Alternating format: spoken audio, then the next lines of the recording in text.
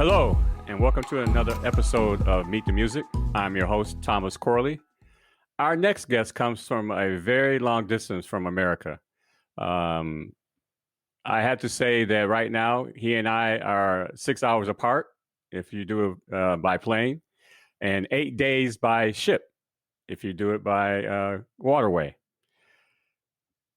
Our next guest, music is the leitmotif of his life.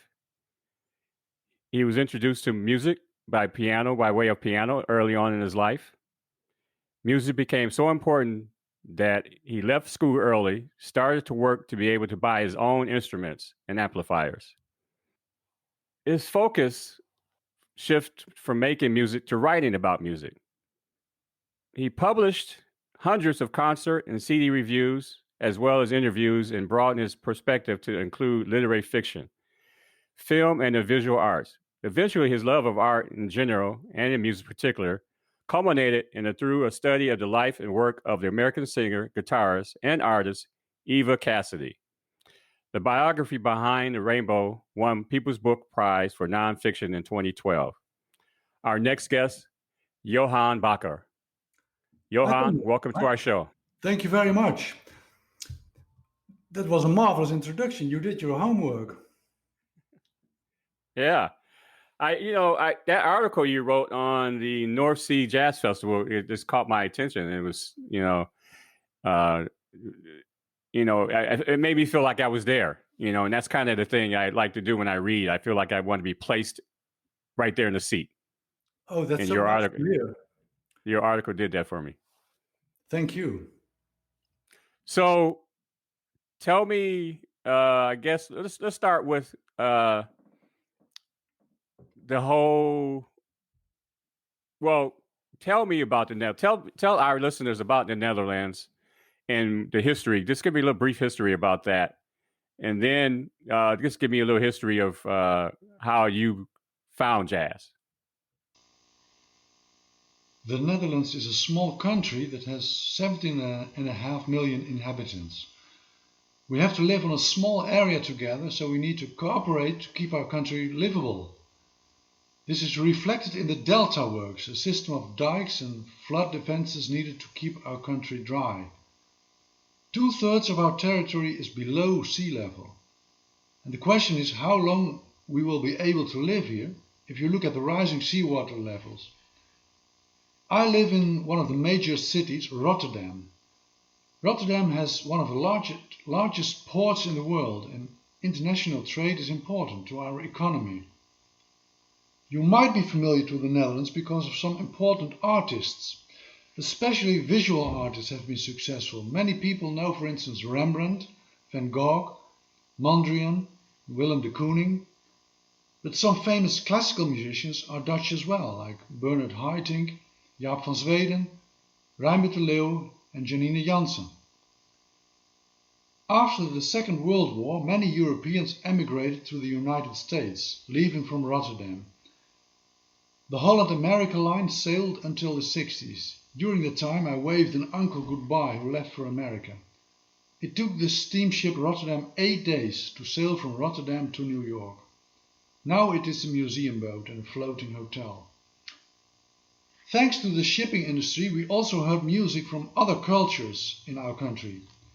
Between the First and Second World Wars, a lot of live jazz music was played in Rotterdam. The city was bombed in 1940 during the war, and many historic buildings were lost. That is why Rotterdam looks more modern than our capital, Amsterdam. Rotterdam is a city where people from many different cultures and backgrounds come together. We have a good conservatory that specializes in world music. Music education has high standards in the Netherlands. That's why we have several good jazz musicians. The music climate in our country has long been good thanks to government subsidy schemes. Especially classical music and jazz have benefited from this. That is why the prices of tickets for quality concerts are still reasonable. COVID-19 has made the situation very difficult for musicians and concert halls, but as you know, jazz music is all about improvisation, and these musicians are working hard on trying to find creative solutions. So the government stimulates music, and well, so I was introduced to music as well. Shall I tell you how I came about to learn about jazz? How it came into my life? Well, it's kind of interesting that you mentioned the government. So let me just Mhm.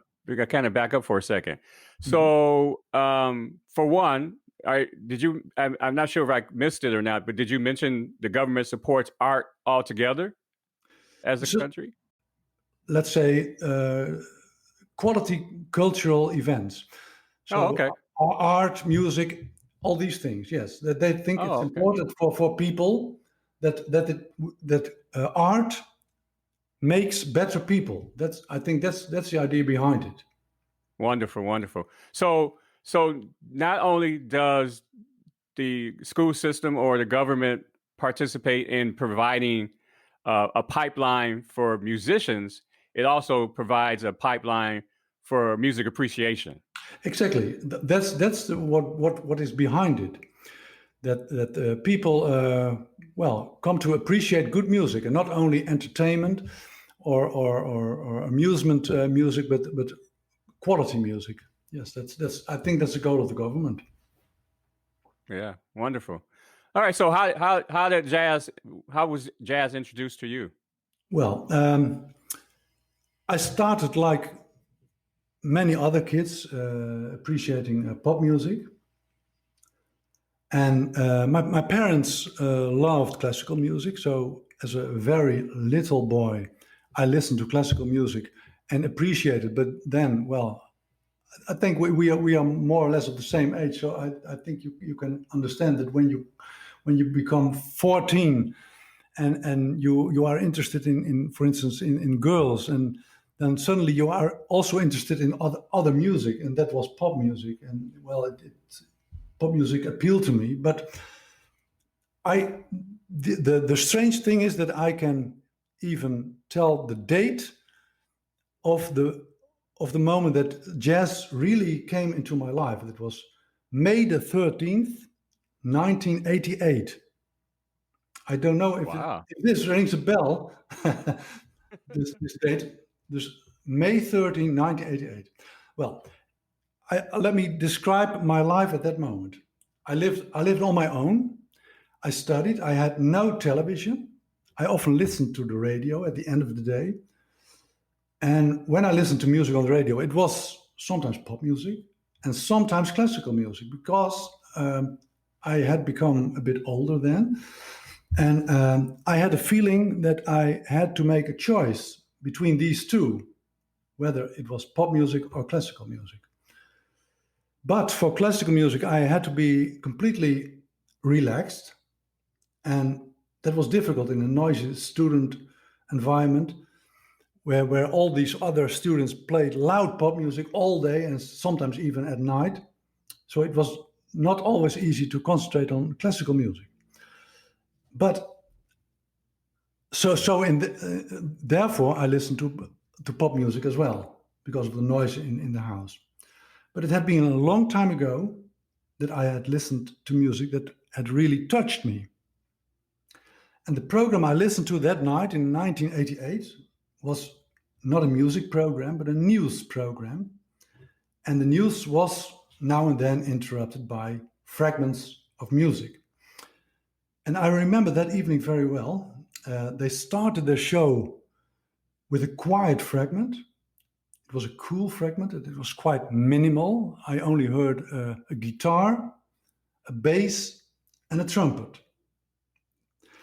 And when the trumpet stopped, someone started to sing. And this was fascinating because I couldn't notice whether this was a man or a woman. It was a high voice, but this voice sounded enchanting. At the end of the song, the trumpet returned, and when the last note extinguished, the presenter said, "You have been listening to I Fall in Love Too Easily by Chet Baker, the trumpet player who fell out of a hotel window and died on the Zeedijk in Amsterdam last night." Well, this was a story about an American jazz musician who died in Amsterdam in a neighborhood I knew because it was notorious for drug trafficking in those days. Chet Baker was to perform that night in a Dutch radio show called Session, and that was broadcast every Thursday evening, and he didn't show up that night. So the people who knew him, they were alarmed. The police had found his body on the street, and they assumed that this was just a junkie. And only hours later, they learned that the man who had fallen out of that window was a famous trumpet player. I had heard the name of Chet Baker, but this story really got me interested in this man. In the program that was broadcast after the show, they played Chet Baker for 2 hours. And I recorded the complete program with a cassette recorder that I had in those days because I wanted to know more about this man. And the weeks after that, I played the music from the tape over and over again. And that's how I got to know jazz. Chet Baker is a good musician to start with because he doesn't do extreme things, at least not musically. It's always clear what he does. And also because he often sings. So you can hear where the theme ends and where the improvisation begins. And as people might know, improvisation is the essence of jazz. So Chet Baker was a perfect starting point. And I don't know if it's interesting to talk about the two biographies who appeared about Chet Baker. Well, let's see if it's interesting. I will tell you the story, and you can decide whether it's interesting enough, because it tells also something about the difference between Europe and America. Johan, you are so captivating right now, my friend. Continue. Okay. Well, I didn't know that you were an American, but this might be more interesting even now, because I am sitting on the edge of my seat, my friend. Okay, two biographies have been published about Chet Baker.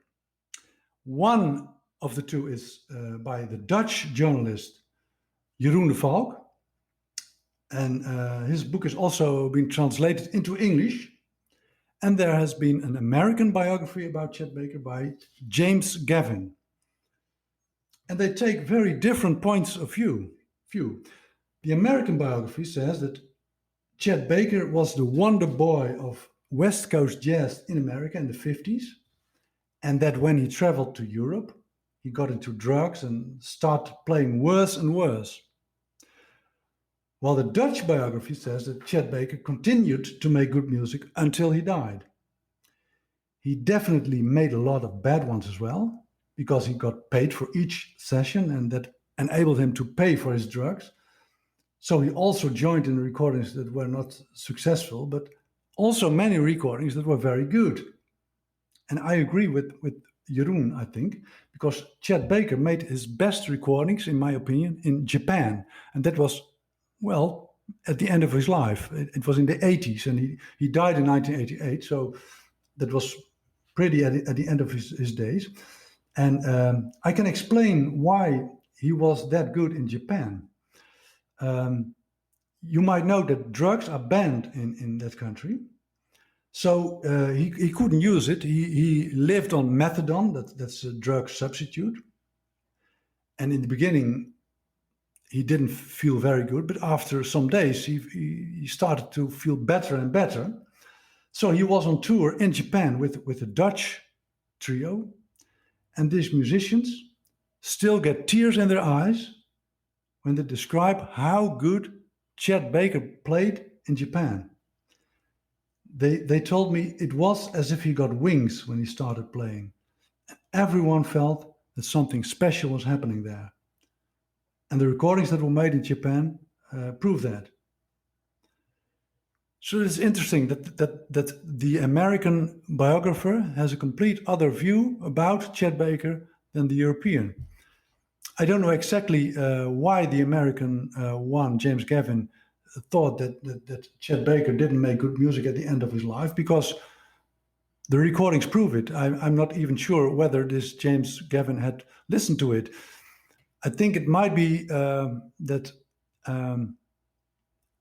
that in America people don't appreciate it if someone has a bad lifestyle like Chet Baker had. Well, let's not disagree about that because he was a heavy drug user and he had definitely bad days, and it made him now and then a very bad man in connection to other people. But that doesn't say anything about his art. You can say more or less the same about Picasso. Picasso was a tremendously good painter, but he treated his wives, for instance, very badly. So that's an interesting discussion, I think, the life of someone comparing to someone's art. But I think Chet Baker, despite his heavy drug use, was a good trumpet player at the end of his life. If you want to pigeonhole Chet Baker, you can say he was a West Coast musician. You had on the East Coast in New York, you had more solid jazz, like the hard bop that was played by Art Blakey. And on the other side of the United States, in Los Angeles, you had the jazz scene of the Lighthouse, a club in Los Angeles, which is interesting because it's also featured in the film La La Land. Have you seen that film? La La Land? Actually, I have not seen it, but somebody in one of my previous interviews referenced it. I see, but it was nice to see it because I have not been in a lighthouse myself, but certainly I recognized it, and I think it was an important place for jazz history because in the early days, let's say the 50s, musicians in the lighthouse played a very laid-back style of jazz there. And that was because these musicians made a living in the film industry in Hollywood. So they were used to play this smooth music, and they translated it into jazz so that there in Los Angeles you had this smooth jazz, which they called cool jazz. And Chet Baker was one of the people who played that. And so that is a huge difference between the East Coast and the West Coast. And I think that's interesting, especially if you are from the United States. Very interesting. Thanks for sharing that. Mm-hmm. So that's very interesting that you found jazz in that fashion through the loss of life. That's very interesting because one of my previous episodes was on is jazz dead, and so what's your thoughts on jazz today? I mean, you have the ragtime, you have the Dixieland, you have the bebop, you have big band, and you have fusion, you have smooth jazz and contemporary jazz, and so how do you see jazz? Well, how is jazz? I definitely prefer contemporary jazz, if that is what you mean.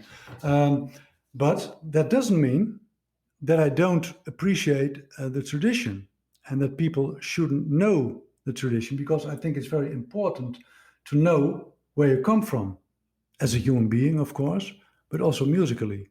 So the example I gave about Picasso, Picasso painted in a free way. You couldn't always recognize what you saw. But that was so interesting because Picasso could also paint figuratively. So he could make realistic paintings. He was a marvelous painter. But because he changed that style, that made him so interesting. And so you have to know the where you come from, but you have to do something with it, I think. So you don't have to freeze music. You don't have to make it like art from a museum. And you have to continue. Like you learn lessons from your parents, and then you go your own way. And some of the lessons you keep in what you do, but you add things to it when things are good, I think. You don't imitate your parents. Right, I agree. You make yourself a well-rounded individual. I want to take a stop here for a second because I failed to ask you an important question at the beginning. Mhm. What instrument you play an instrument, correct? I play more than one instrument. My main instrument is piano, but I Okay. also play the bass guitar. Okay. For Hmm. some reason, I was thinking we were going down. You were going to say that I played the trumpet. That I would I, play. I thought I thought you were going to tell me that you played the trumpet Oh based on no, the connection and the artist that you like.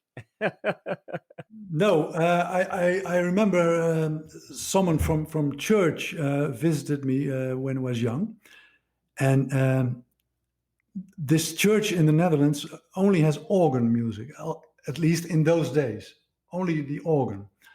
And then this man asked me, Johan, what instruments do you play? And I mentioned the lot. I mean, piano, accordion, guitar, bass guitar. Uh, and then he said, "Oh well, that's a pity.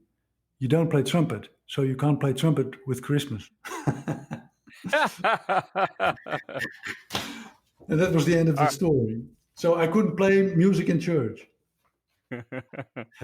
okay, I'm sorry. I was asking you the question about Yeah. jazz, and you was mentioning that you liked contemporary. Can you go ahead and finish your thought on that?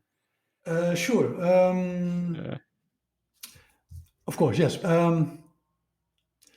Let's start my story then. Let's continue my story with John Coltrane. John Coltrane was one of the inventors of free jazz. But before he became a free jazz musician, he played for years in a rhythm and blues band. And then he played for a long time bebop. And then in the 50s, he played with Miles Davis in his band, and he started to experiment with modal jazz, jazz based on church music. But only in the 60s, he started his own band, and then he started to play more and more freely. So he had this basis, and then he continued to spread his wings, so to speak. And that was the most interesting period, I think, the 60s.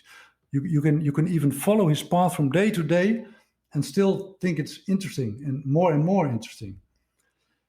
Those records are interesting because they are, on the one hand, they are completely free, and on the other hand, they are still bound to tradition. And I think you can use tradition in two ways. And I hope I don't offend listeners in your country, but I can illustrate it with the music of two brothers, Wynton Marsalis and Branford Marsalis. They both grew up in New Orleans, and thanks to their father, piano player Alice Marsalis, they are rooted and drenched in jazz. They are both well known and they both value tradition. Wynton Marsalis is a trumpet player and he is the director of the jazz department of the Lincoln Center in New York.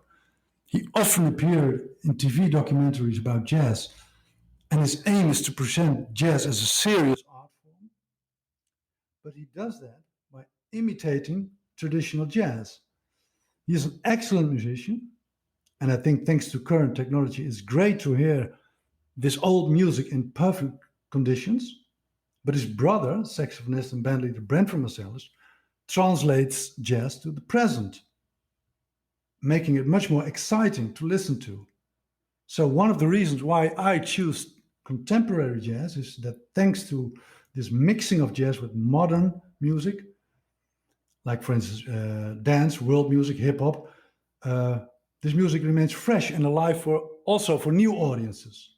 So jazz is not made for museums, although it's important to learn about the history of music, I think.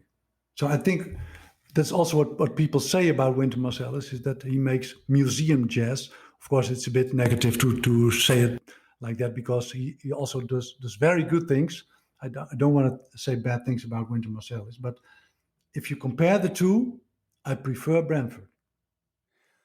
that is such an excellent point because I never thought of it that way, and I'm gonna have to steal that from you and use that when I have conversations with people in regards when we have the try to paint the picture about jazz between the two brothers. That's a perfect example. That's the one thing about having conversations. You learn something from somebody. I mean, if you're having a conversation, you don't learn anything. It wasn't a conversation. And Johan, I'm taking notes over here as you speak. It's like I feel like I'm not necessarily in a lecture, but I like I said, I'm learning, just things that I wasn't aware of myself. So I appreciate you again doing that. So speaking on the contemporary, because I wasn't sure if you were referring contemporary to the smooth jazz era, with your Yellow Jackets and your Jean-Luc Ponty's, that kind of the 70s scene, 70s, 80s scene, when I kind of got crossed over to Michael Franks and, just kind of got away from Miles Davis and got away from Herbie Hancock. I started listening to these other guys. And then I kind of came back, in the 2000s and started listening to Bill Evans, Coltrane, Sonny Rollins. So I started listening to that kind of jazz. And then Robert Glasper came around. Oh, I see. Yes, Robert Glasper. Yeah, and so Robert Glasper, is on Blue Note as a record label, but he wins a Grammy for R&B. Exactly. Yeah. So, and you mentioned the fact that keeping music alive or keeping the jazz genre alive is just another evolution or a progression, of their art form. So, and I actually read a couple of interviews and saw a documentary. The documentary was from Kamasi Washington, and how he was influenced as a young kid by Art Blakey, but now he's performing with with hip hop artists and on stage, and I guess it's a wonderful transition. And now the other article I read was an artist. I can't think of his first name was Ambrose, but I can't pronounce his last name. But he's I know who he's a yes. Yeah. So he says that jazz and hip hop are the same, and that there's no distinction between the two. He thinks, or maybe he's kind of saying, I guess, that hip hop is the next transition or next evolution of jazz. So yeah. So you were going to mention about the blurring of genres? There are definitely things from now that we can mention. For instance, I think it's also partly thanks to the dancing that jazz revived in around the year 2000. At that time, the French collective Saint-Germain had a lot of success with dance music and a catchy beat, but they used indeed fragments of these old Blue Note recordings. And I think that set the trend for later musicians to use that. I have here, for instance, this one. Can you see it? This is I think very interesting. This is artists from now, as a collective. Mr. Shabaka Hutchings is a very interesting person, I think, and they all reinvent this old jazz music. So that's the same what I said before. You have to know where you come from, and then you add things, and that's exactly what all these artists you mentioned do.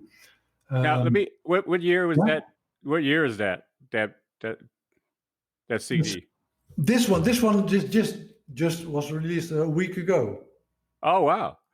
Because the reason I asked that, because I saw a interview with Don Was, who's the president of Blue Note. Yeah, and he had mentioned in that documentary, he mentioned that he wanted, I think it was a DJ to cover or remix some of their tunes from their vault. And this was an interview that was probably done several years ago. So that Reimagine, that's recent. That's very interesting. Yes. And I think this will be a successful album because I saw already 5-star reviews. So this might be the future of jazz. But you mentioned Kamasi Washington. I think he's a very interesting guy. I recently, well, not that recently because COVID killed all the music nowadays. But I saw him, I think, a year ago in Rotterdam, not far from my home. Even I could go to the concert on my bike. That's another thing about the Netherlands. That people Yeah. travel by bike. Yeah. Might be strange. The first time I was in America, it was in Washington, and I had to meet some people because of the book I wrote about Eva Cassidy. And I remember having, because it was the early days of the internet, I remember having a map on my computer, and I saw that someone lived on the other side of the river, and that would be a walk of, let's say, half an hour to reach that person. And in my country, that has never been a problem. But then I reached that bridge, and I couldn't even walk on that bridge, if you know what I mean. It was a bridge only for cars. Oh, okay. So I don't have a driving license because I have never had a car in my whole life. If I travel, I go or by train, or by bus, or by metro, or I go by bike. If it's less than 15 kilometers, I go by bike. So that was very strange for me to see that in America there are distances within a city, because Washington D.C. is a city, that you can't reach. I had to walk around, so that would be a journey of at least 3 hours to reach my destination, Oh, wow. which was so strange for me. So that was just to mention a difference between our countries. Sure. Of course, America is so huge. I couldn't even imagine how huge it was, especially if you see that. If my parents live 3 hours away from me, and they see that as a large distance. Oh, wow. That's the north of the country. We live in more or less in the south, but those are the distances. 3 hours traveling. But you mentioned Kamasi Washington, and I think he is indeed one of the key jazz musicians of these times. I think lately a lot of interesting things happen around the combination of jazz and hip hop. For instance, Kendrick Lamar from Los Angeles, he not only makes good rap lyrics, but he also knows where to find good jazz musicians on his hip hop albums. And I think this whole group around Kamasi Washington was part of that project. So they met each other during making music for Kendrick Lamar. And I think that if you for instance think about the debut album of Kamasi Washington that contained 180 minutes of music, you make your first album. It's a three double album. It's unbelievable. Right. Yeah. And you have so many things to say, and there is not a boring minute on that album. It's I mean, the hairs on my arms raise all the time. It was exciting music. I think since the days of John Coltrane, I never heard that exciting music. I think, and he knows exactly how John Coltrane played, and he adds new things to it. I think that's the main thing why this Kamasi Washington is so interesting. And he has even 2 choirs on stage, I guess, if there's room, if there's room for them. Right. I had the luck to see them in Ahoy in Rotterdam, where North Sea Jazz Festival is. So this whole choir was there, and then there was this marvelous large band. So I was really overwhelmed hearing his debut album, and I think he is one of the reasons why I think jazz will never die. And then you have, for instance, a man, Anderson Park. Is that the right pronunciation? I Yes. think. Well, he is also. I think he combines this hip hop style and electrifying modern jazz. So I think he's a very interesting person as well. I appreciated his music very much, although I had plugs in my ears then, because I'm now at an age that I have become more careful to protect my ears, because this music is sometimes so loud. And that is a part that worries me about young children, because my son was with me when we visited that Anderson Park concert, and he didn't want to listen with protection. So because he wanted to enjoy it fully. But I think that's strange that music always has to be that loud. But musically, it's interesting, and well, I'm 59 now, and I often think let's listen to the CD instead of going to the live concert. And of course, then you have Robert Glasper, who indeed does marvelous things. And well, talking about tradition, I recently saw the documentary about the life of Miles Davis, and Robert Glasper was the man who made that soundtrack for this film, Miles Ahead. And I even believe he won a Grammy for it. So all good examples of contemporary artists who make jazz accessible for a new audience. It's interesting. I'm hearing you speak of these three gentlemen, and again, you and I are of the same generation. Mhm. Are you surprised? Have you surprised yourself that you like a Kamasi Washington and you like a Robert Glasper and you like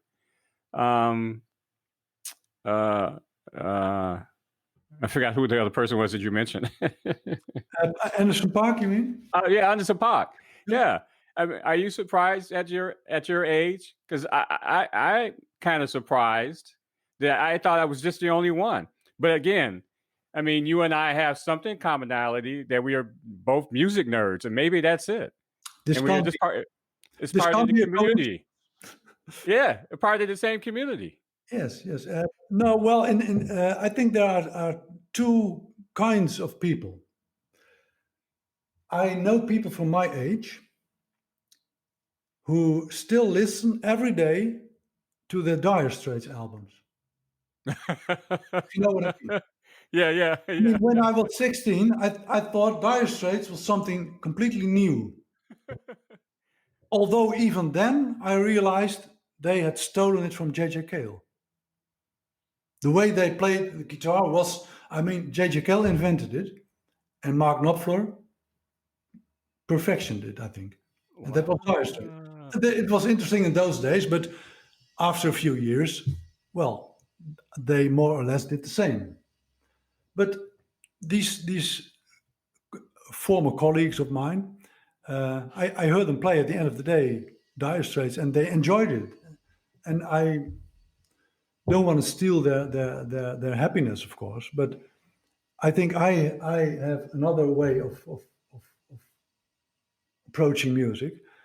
I'm always looking for new music. And that doesn't mean I don't like the old music anymore, because there are days that I still listen to Bach, for instance, St. Matthew's Passion. And I think there's nothing better than this, although it's 250 years old. So I think it's all about quality, recognizing quality, and knowing what the importance of music is in your own days, and reflecting on your daily life. I agree. So Totally. So yeah, I often when I meet somebody, to strike up a conversation, sometimes instead of the small talk, I kind of ask them. I said, if you, what music is the soundtrack of your life? What was your theme song in high school? What was your connection in college? So it's the conversation becomes thought provoking for them because they have to think about it. And then for myself, I learned something I didn't know about them instead of just having a conversation about the weather or the I know what you mean. Yes, yeah. So but the music you like when you're 16 has also to do with how you were brought up. So the fact that I love the Rolling Stones, for instance, was partly because I wanted to have my own style instead of the style of my parents.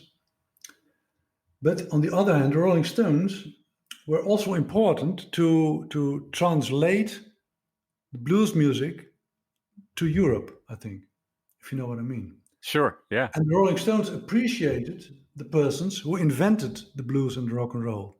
I mean, they saw Chuck Berry as the founding father of their music.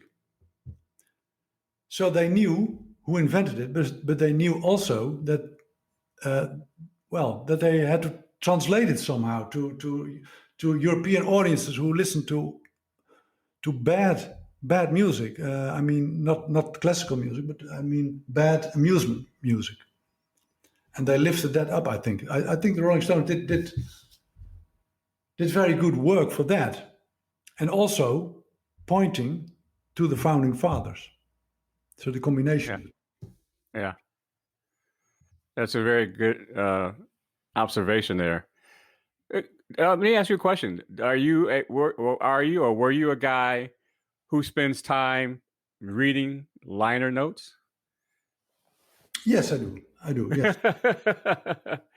and then when you read the liner notes and see names that you recognize, do you follow the chain? Yes. There, yeah, same here. I do the same thing. Yes, it took me a lot of time when I was younger because I always borrowed albums from the library. So we had a library that had all these vinyl albums, so LPs we call them. So when I heard a new name, I wrote it down. Had to go on my bike to the library and ask the guy or woman behind the counter, do you have this or that record? And then often they said, well, we have it, but someone else borrowed it, so I had to wait. So it took weeks, months to discover something, but when you had it, it made you so happy. Right. And I think nowadays it's far more easy, almost too easy, because you have Spotify, you can click on anything. But I have the feeling that young people don't know anymore what the importance is of the concept of an album. They only listen to songs or even parts of songs. When I see on television music shows, they aren't even able to show a song for 3 minutes, and then somebody has to say anything about it, or oh, I'm so emotional about this, or oh, this reaches my heart. And I think by myself just listen to it. Music is music. Don't talk about it, but listen to it. Right. And I think that's something horrible of these days. But well, I don't watch these shows anymore. When my children were young, we did. But I hate these talent shows that young people think they have an amazing talent, and they sing songs that they stole from others. And Yeah. I think there's a disconnect, and I think that's probably what you were trying to what you were saying when you said that kids are not connected when they listen. And I think Spotify and Pandora, I think these streaming services do that. I mean, kids at a point now, or I say not necessarily kids, just sometimes listeners, music is a background thing for them now. It's not something they kind of enjoy. I don't think. And then I read that 90% of jazz consumed today is through streaming. That blew me away when I heard that number. 90% of jazz consumed today is through streaming. And that says two things. One, the artist is never going to be able to make a living off of the recordings. They're going to have to tour. No. Yeah. And then, I mean, for somebody like a, Taylor Swift from the pop era genre, she can make a lot of money in 1/4 of the year to what a jazz artist makes in a whole year. Yeah. Or close to it. I mean, successful jazz artist, I should say. Yes. Well, by sales. It's even worse, I think, because I interview many jazz musicians for a newspaper I write for. And most of the jazz musicians tell me that they have to pay for the records instead of earning any money from them. So it's for them a way of showing the world that they are there, but it costs them a lot of money to make their album because it's not cheap. That's heartbreaking. Yeah, and that's the truth. And so they make a living by playing. And the horrible thing now is that they haven't played for, well, at least 6 months. Yes. So yeah. I recently, I think 2 weeks ago, I went to a concert by one of the best Dutch musicians, Yuri Honing. I bought this ticket long ago, and it was sold out quickly. And then the date approached, and well, we are now in a sort of lockdown again. And at that moment, only 30 people were allowed to go to a concert, but he had hundreds of tickets. So he had to play the same concert a few times behind each other. So all these people could gather in and listen for 1 hour and then leave so that the next group could come in. And that is how it has to be. So it's very hard for them. And that was his only concert that he could do because all the other concerts were completely cancelled. So so he has done nothing for 6 months and only did that 1 weekend, 6 concerts for these small groups. Wow. That's the situation now. So before we get into the list, is there anything else that you wanted to make a point? And here's a good place to end the conversation for part 1. You can continue to listen to our conversation with Johan Bakker in part 2, where he talks about the North Sea Jazz Festival. Well, I have been attending the North Sea Jazz Festival every year since the 1990s, and I have only missed one, and that was in 1994. And gives us his list of artists and songs to listen to.